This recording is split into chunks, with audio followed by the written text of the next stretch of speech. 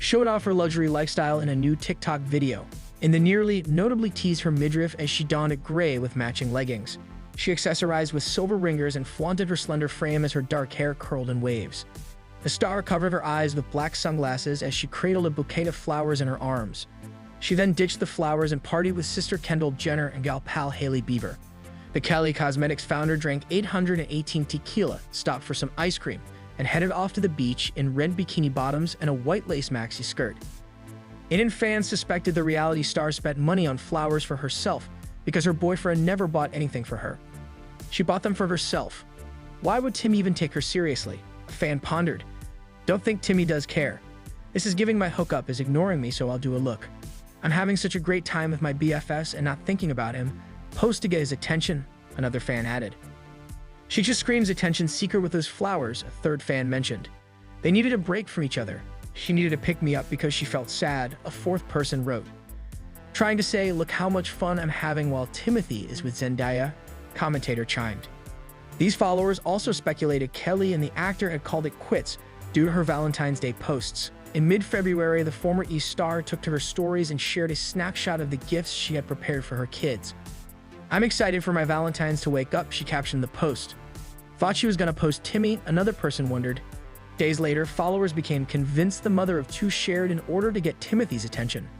The TV star posted photos and a video of herself posing in a tiny black bikini on a sunlounger during her vacation with friends.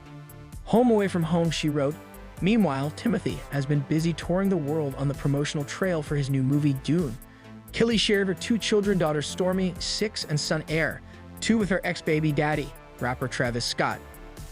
Getting and designer Quay Medusi is quickly becoming a staple in celebrity closets. Quay Medusi had under his belt as a fashion designer in Ghana when he decided he was up for a new challenge. So he packed up and moved to New York City. In January, an additional challenge he didn't exactly take into consideration. Moving straight from a tropical place to New York, you find out that the trench coat is not as warm as you think, he tells Vogue.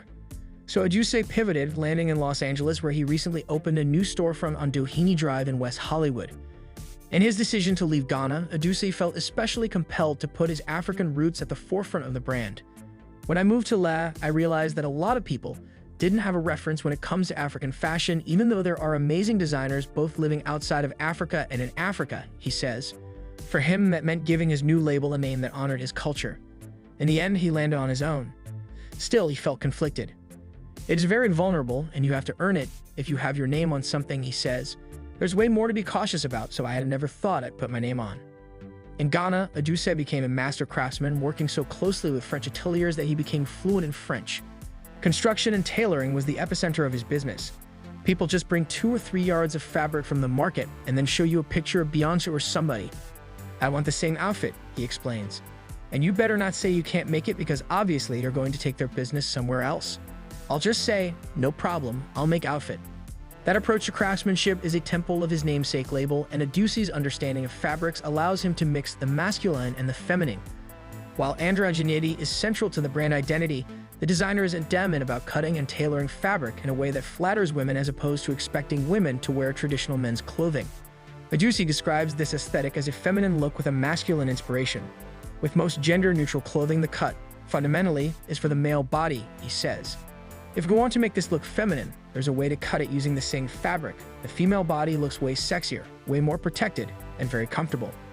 Aduse draws inspiration for this approach from the use of kente cloth in traditional West African wedding ceremonies.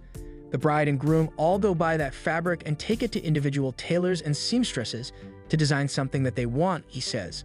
It's the most beautiful ceremony because everybody looks very different, but it's the same type of fabric. While the techniques and inspirations he picked up in Ghana aren't always obvious when looking at his designs, Aduse's background is the beating heart of his fashion philosophy.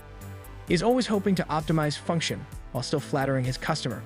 This is where I bring in elements of back home, the idea of using the same type of fabric and incorporating it into the body that we're trying to represent, he says.